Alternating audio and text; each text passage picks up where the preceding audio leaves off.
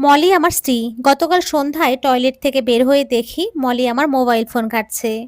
আমাকে দেখে সে থতমত খেয়ে যায়। আমি নির্বিকার। অতঃপর পরিবেশ স্বাভাবিক করার জন্য আমি গুনগুনিয়ে গেয়ে উঠি, আমার সাদা দিলে কাদা লাগাই গেলি, চাতুরি করিয়া মোরে বান্ধিয়া পীড়িতের ডোরে, বিচ্ছেদের সাগরে ভাষায় গেলি রে বন্ধুয়া। মলি চোখ গোল গোল করে টিভি স্ক্রিনের দিকে তাকিয়েছে। আমি সরাসরি মলির দিকে না তাকিয়ে টিভি, ফ্যান, দেয়ালে লোহাতুর টিকটিকি, তারপর মলি। এইভাবে কয়েকবার তাকাই। এটা ঠিক যে কয়েকটা দিন অফিস থেকে বের হতে আমার দেরি হয়েছে এবং মোবাইল ফোনে স্বাভাবিকের চেয়ে একটু বেশি সময় কাটিয়েছি, কিন্তু তার পেছনে তো সঠিক কার্যকারণ আছে। আমাকে জিজ্ঞেস করলেই তো সব পরিষ্কার হয়ে যেত, কিন্তু তা না করে এইভাবে মোবাইল ফোন ঘাটাঘাটি সত্যই আমাকে কষ্ট দেয়। তবুও আমি নিজেকে চেপে যাই, কেননা আমি তাকে ভালোবাসি এবং আমি বিশ্বাস করি ভালোবাসা অর্জন করার মতো তার সকল যোগ্যতাই রয়েছে। কিছুটা সময় আমরা কেউ কথা বলি না। অনেক দিনই এমনটা হয় যখন আমরা কারণ ছাড়াই কোনো কথা বলি না কিংবা চুপ করে থাকতে আমাদের ভালো লাগে। কিন্তু আজকের চুপ করে থাকাটা আমার কাছে বেশ ওজনদার মনে হয়। অতঃপর সকল নিস্তব্ধতা ছিন্ন করে মলি বলে, এই যে এভাবে তোমার ফোন ঘাটলাম, আমাকে তো কিছু বললে না। কি বলবো, হয়তো কোনো প্রয়োজন বোধ করেছো।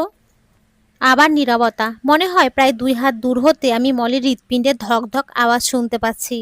আমি ভাবি, এটা বড় কোনো ঝড়ের পূর্ব সংকেত নয় তো।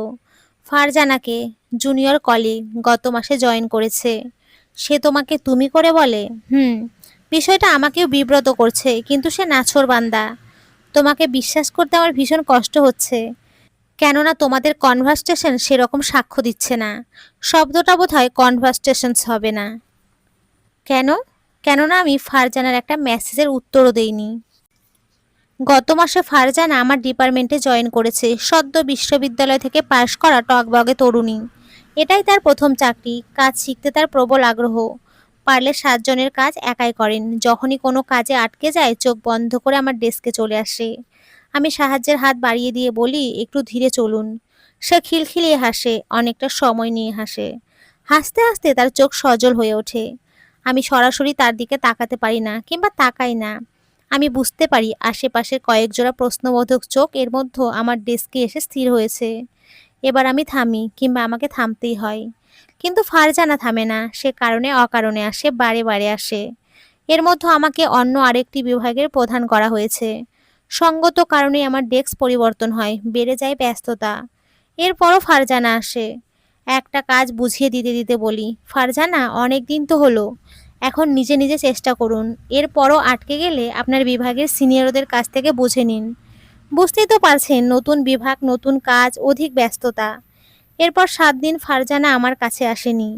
একদিন বিকালে ফোন করে ফারজানা বলে, শাহরিয়ার ভাই, তোমার সাথে আমার কথা বলা দরকার, একটু সময় দিতে পারবে? আমি সম্মতি দিয়ে ফোন রাখি। ফারজানা কি আমাকে তুমি করে বলল? আমি কি কোনো ঝামেলায় জড়িয়ে যাচ্ছি? বিকেল পার হয়ে সন্ধ্যা ছুঁই ছুঁই করছে, কাজ শেষ করতে পারি না। ফারজানা লাগাতার এসএমএস দিয়ে যাচ্ছে। অবশেষে আমরা একটা কফি শপে বসি। শাহরিয়ার ভাই, আমি জানি তুমি বিবাহিত এবং তুমি তোমার বর্তমান জীবন নিয়ে সন্তুষ্ট। আমরা বিশ্ববিদ্যালয় থেকে সর্বোচ্চ ডিগ্রি নেয়া মানুষ, নিজেদের শিক্ষিত এবং আধুনিক মানুষ হিসেবে দাবি করি। অথচ একটা মেয়ে কোনো ছেলের সাথে হাসি মুখে কথা বললেই আমরা তাদের মধ্যে প্রেম খুঁজি। একজন বাবা কি তার মেয়ের সাথে হাসি মুখে কথা বলে না? কিংবা একজন ভাই তার বোনের সাথে? আমাকে এসব কথা বলছেন কেন? কেননা তুমি আমার সাথে সহজ হতে পারো না। আমি তোমার চেয়ে এত ছোট হওয়ার পরেও তুমি আমাকে আপনি করে বলো। আমি এও জানি তুমি সচেতনভাবেই আমাকে এড়িয়ে চলো। তবে তুমি প্রথম নও। তুমি কোনো অফিসিয়াল ভাষা হতে পারে না। তোমার ছোট ভাই কিংবা বোন যদি তোমার অফিসে চাকরি করতো, তখন তুমি কি করতে, সেই বিষয়টা ভিন্ন। কিন্তু তুমি তো আমার বোন নও, আর আমি পাতানো ভাই বোন সম্পর্কে বিশ্বাসী নই, কেননা এ নিয়ে আমার অভিজ্ঞতা মধুর নয়। এরপর 3-4 দিন ফারজানার কোনো খোঁজ নেই, ফোনও করেনি। আমি ওর ডেস্কে গিয়ে জানতে পারি ফারজানা পারিবারিক কারণে 10 দিনের বিশেষ ছুটি নিয়েছে। আমি ইচ্ছে করলে ফোন দিতে পারি, কিন্তু আমি থেমে যাই। শুক্রবার সকালবেলা আমরা নাস্তা করছি, ডোরবেল বেজে উঠল। মলি দরজা খুলতেই একজন বয়স্ক মহিলা বললেন, এটা কি শাহরিয়ারদের বাসা? মলি ওনাকে সাথে করে নিয়ে বাসায় ঢোকেন। ভদ্রমহিলার হাতে একটা প্যাকেট। আমি তো আপনাকে ঠিক চিনতে পারলাম না। আমি ফারজানার মা। মলি আমার দিকে রহস্য ভরা চোখে তাকায়। চায়ের কাপে ঠোঁট লাগাতে লাগাতে তিনি বলেন, আগামী সোমবার ফারজানার বিয়ে, তোমাদের নিমন্ত্রণ দিতে এসেছি। ফারজানা তোমার সম্পর্কে আমাকে সব বলেছে। বাসায় আর কোনো মানুষ না থাকায় আমি আর ফারজানা বন্ধুর মতো চলি। ওর আচরণে তোমার আগে আরো কয়েকজন বিব্রত হয়েছে, কিন্তু আমি তাকে থামাতে পারি না। তুমি ওকে ক্ষমা করে দিও। এভাবে বলবেন না প্লিজ, ও তো আমার সাথে কোনো অপরাধ করেনি। ফারজানার 3 বছরের বড় একটা ভাই ছিল। ওর নামও ছিল শাহরিয়ার। আমি আমার চাকরি নিয়ে ব্যস্ত থাকতাম।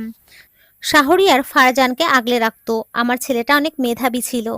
ফারজানা তখন কলেজে পড়ে। মহল্লার কয়েকটা বখাটে ছেলে ফারজানাকে বিরক্ত করত, যেই কারণে শাহরিয়ার ওকে কলেজে আনা নেয়া করত। একদিন শাহরিয়ার ব্যস্ততার কারণে ফারজানার সাথে যেতে পারেনি। ফারজানা কাঁদতে কাঁদতে বাসায় ফিরে আসে। আমি তখন স্কুলে ছিলাম।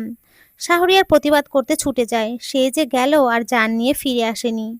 4 দিন পর নদীতে ওর লাশ ভেসে ওঠে। মলি হাউমাউ করে কাঁদছে। আমি মলিকে থামাই না। আমি বারান্দায় দাঁড়িয়ে দূরে তাকাই। 2টা শিশু ধুলায় বসে খেলছে। আমার খুব জানতে ইচ্ছে করে, ওরা কি ভাই বোন নাকি প্রতিবেশী। ছোট বোনের বিয়ে উপলক্ষে 4 দিনের ছুটি নিয়ে আমি অফিস থেকে বের হয়ে আসি। মলিও তার ননদের বিয়ের জন্য ব্যস্ত হয়ে উঠেছে। ফারজানার সাথে এই মার্কেট থেকে সেই মার্কেটে যাচ্ছে। আমারও কত কাজ জমে আছে। ডেকোরটা ঠিক করতে হবে, বাবুর্চির সাথে বসতে হবে। অনেকগুলো কাজ শেষ করে আমরা মধ্যরাতে রিস্কায় উঠে বসি। মলি আমার হাত শক্ত করে ধরে। আমার সমস্ত শরীর শিহরিত হয়ে ওঠে। মলি গুনগুনিয়ে বলে, বারে বারে বলে, মোর করতল তব করতলে হারা। বন্ধুরা, এই ছোট্ট গল্পটি কেমন লাগলো প্লিজ কমেন্ট করে জানিও। আর তোমরা সকলে খুব ভালো থেকো। নমস্কার বন্ধুরা।